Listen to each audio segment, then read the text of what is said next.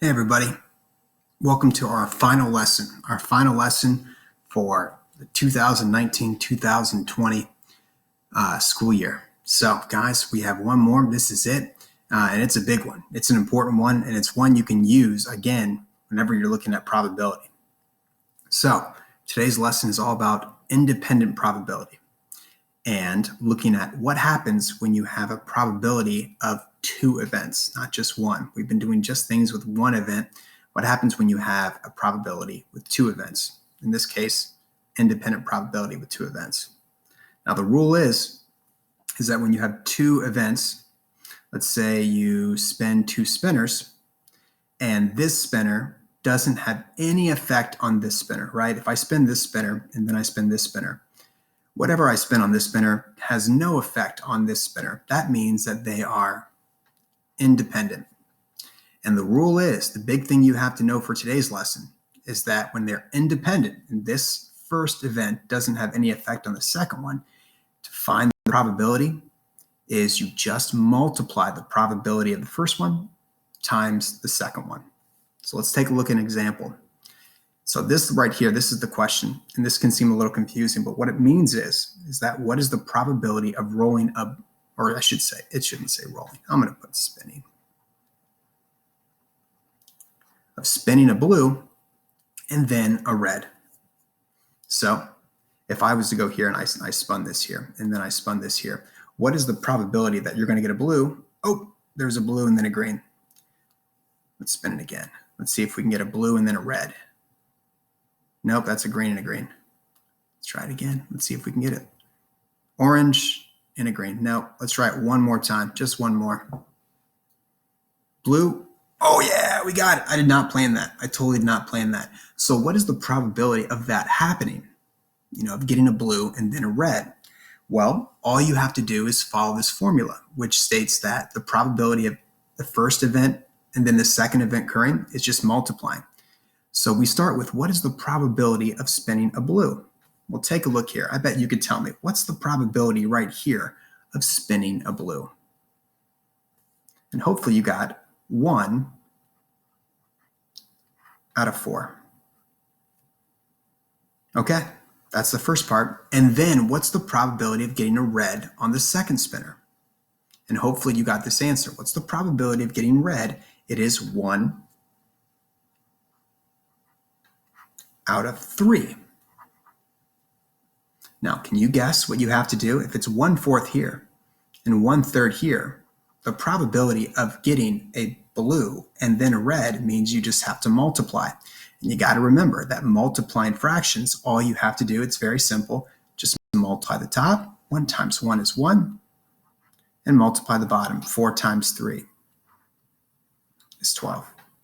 And this is your answer. In today's lesson, we're going to work with fractions because fractions can be a little bit easier when it comes to finding compound probability of independent events. Just a one. Let's take a look at some more examples. Okay. So it says here, the definition is, an independent event means that the result of the first event does not affect the probability of the second event. So we're going to draw 2 marbles. But once you draw the first marble out, you're going to replace the marble, and then you're going to do it again. And then we're going to answer these questions. So if you're a little confused, that's okay. We're going to take it nice and slow. So take a look at this bag right here. Look at these marbles inside. The first question says, what is the probability of getting striped, comma, black? Which means, what's the probability of getting a striped marble and then getting a black marble if you replace the striped marble? And we're going to start with this. What's the probability of getting a striped marble? I bet you can tell me that. Can you look here? What's the probability of getting a striped marble? Well, to get a striped marble, it would be, there's 1, 2, 3, 4, 5, 6. There's 6 striped marbles out of a total of 1, 2, 3, 4, 5, 6, 7, 8, 9, 10. 6 out of 10. That's the probability of getting striped. What's the probability of getting a black marble if we replace it? Well, there's only 1 black marble, right? So that would be 1 out of 10. And all you have to do here to solve what the probability is of this occurring first and then this occurring second is you always just multiply. That's it. So before I multiply, you can do 6 over 100. That's correct, 6 over 100. But really, I want you always to put this in simplest form. So we can say that 6 and the 10, we can divide both of those, making that 5, making that 3. You can divide by 2. And really, that's the same as getting 3 out of 50. And we're going to circle that. That is the correct probability. Now, we can make that a decimal. We can make that a percentage. That's perfectly fine. But today, we're going to focus on making the fraction. Let's take on another one. This says both white. Both white. What does that mean? That means we're going to do this twice. And what is the probability of getting white each time? So, for this one, the probability of getting white is 3. There's 3. 1, 2, 3. There's 3 white. And we know there's 10 total. And then what's the probability of getting a second white? Well, if we replace that marble, it's still 3 out of 10.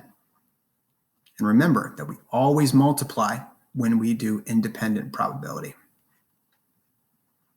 The probability, if you were to reach your hand in this bag and you didn't know what was inside and you were to pull out a white, you have a 3 out of 10 possibility.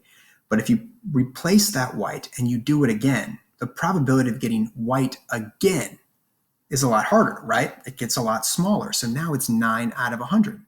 And guys, that's going to be in simplest form. There's nothing we can cross cancel here. Let's take on one more. It says the probability of both them being black. The probability of getting black is 1 out of 10. If you reached in there and you got a black, that's not a very good probability. That's 1 out of 10. But if you replace that black and you did this again, if you got a black again, the probability of that is very low. Multiply top, multiply bottom is 1 out of 100. And that's it. Notice every single time we're multiplying each of the probabilities. Let's try another one. We're going to skip this one. I like this one. Okay. So take a look here. We have these 2 spinners. What's the probability of getting red both times? Well, the probability of getting red here on the first one is 1 out of 4. We're going to multiply that by the probability of getting red here, which is 1 out of 3. And so here, all we have to do is multiply. The probability of getting both of that gets a lot smaller, doesn't it? It's now 1 out of 12. Not a great probability. Let's take on another one. What's the probability of not green? Not green. What does that mean? Well, what's the probability here of not getting green? The probability of not getting green here is, well, there's 3 colors here that are not green. So the probability on the first one is 3 out of 4. The problem is, what's the probability of not getting green here? That's a tough one, right? Is there any green here? There's no green there. So that means that the probability of not getting green is every single one, which is 3 out of 3, right? 3 out of 3. No matter what, you're not going to get green. So the probability of getting this, you'll notice, is 3/4.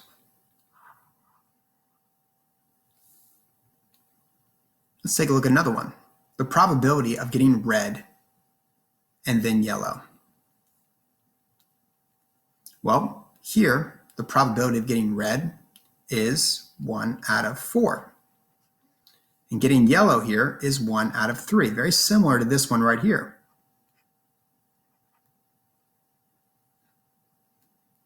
The answer here is going to be 1/12. Now this one's a little bit trickier. You're going to spin both of them, and the probability of getting red or orange. Red or orange. Well, what's the probability here of getting red or orange? Isn't that 2 out of 4? There's 2 opportunities to get red or orange. So we're going to say that is 2 out of 4, but we're going to simplify that. We're going to say that's 1/2. You have a half a chance, right? When you spin this, you have a half a chance of getting red or orange. That's a pretty good probability. And we're going to multiply it by what's the probability of getting red or orange here. But there's no orange here, but there is a red, right? There is a red there. And the probability of getting red is 1 out of 3. So if I said, if you spun both of these twice, what's the probability of getting red or orange? It would be 1 out of 6.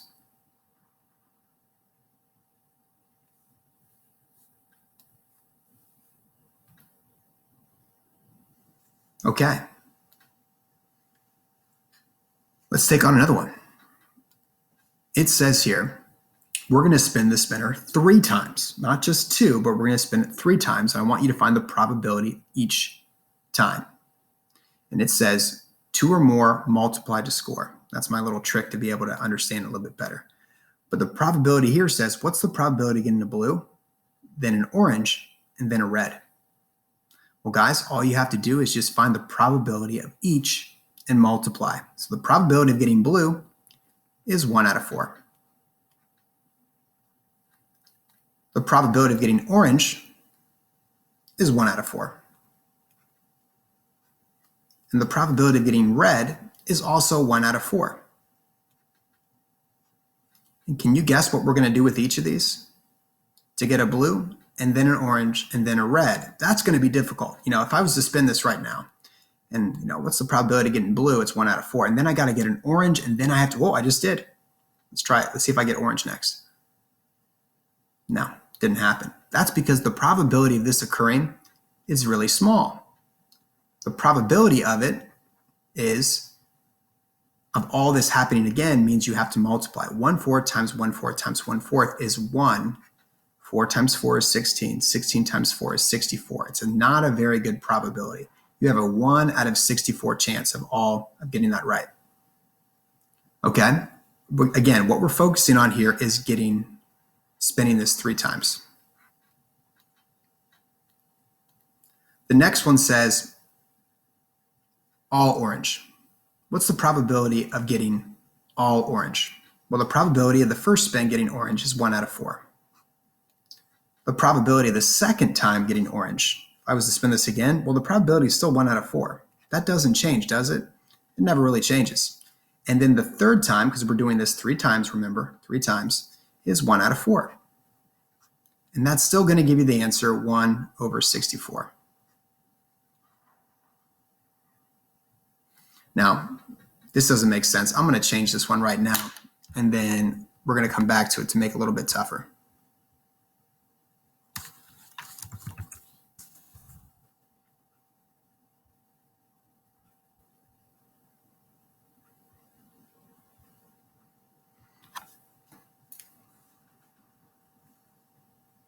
Okay, what if I said, what's the probability if you spin this 3 times of not getting red? So the probability of not getting red, well, how many colors are here that are not red? And hopefully you said 3. There's 3 out of a total of 4. The probability of not getting red is pretty good, right? Not red is 3 out of 4. And if we do this 3 times, the probability of getting the second one not red is still 3 out of 4. And the last time we spin this, it doesn't matter, does it? If we spin this a million times, the probability doesn't change. It's still 3 out of 4 to not get a red. And we're going to multiply this by 3 over 4. And then here, let's solve it. There's nothing you can cross cancel here. 3 does not go into 4. So 3 times 3 times 3. Well, 3 times 3 is 9, and 9 times 3 is going to be 27.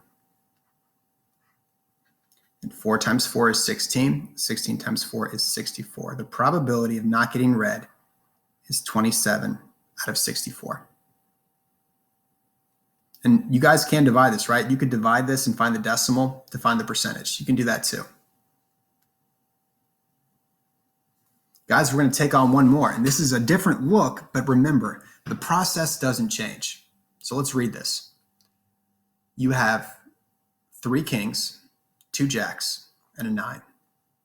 You randomly select the following and then replace it. So you kind of pull it out of the deck, you see what you got, and you put it back in and you shuffle it up.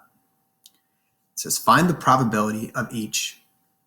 And so what does this mean? it says the probability of a king and then a jack. So let's start with the king. What's the probability of getting a king? The probability should be 1, 2, 3, 3 out of 6. I'm going to plug in my computer real quick. Do I not have this plugged in? Okay. Let's plug this back in so my computer doesn't die. There we go. Good to see you again. So the probability of getting a jack is 3 out of 6. I'm sorry. The probability of getting a king is 3 out of 6. And the probability of getting a jack is, well, there's 2 jacks. There's 2 out of 6. So 2 out of 6. And again, if you want to simplify this right now, maybe this is better. 3 out of 6 is the same thing as 1/2. And 2 out of 6 is equal to 1 over 3. So maybe it's better just to kind of simplify it there and then multiply. So 1 times 1 is 1. 2 times 3 is 6. Notice how the number gets smaller, doesn't it? You know, the probability of that happening is a lot harder when you have probabilities that combine. Let's take on the next one. The probability of a jack and then a 9. And I'd like you to do right now, try to solve this on your own. You may want to pause this and try to solve it on your own. But here again, the probability of a jack is 2 out of 6. And the probability of a 9 is 1 out of 6. And again, I can make this 1 over 3. We want to put this in the simplest form. And let's just multiply. 1 times 1 is 1. And 3 times 6 is 18. Not a very good probability of that happening. 1 out of 18.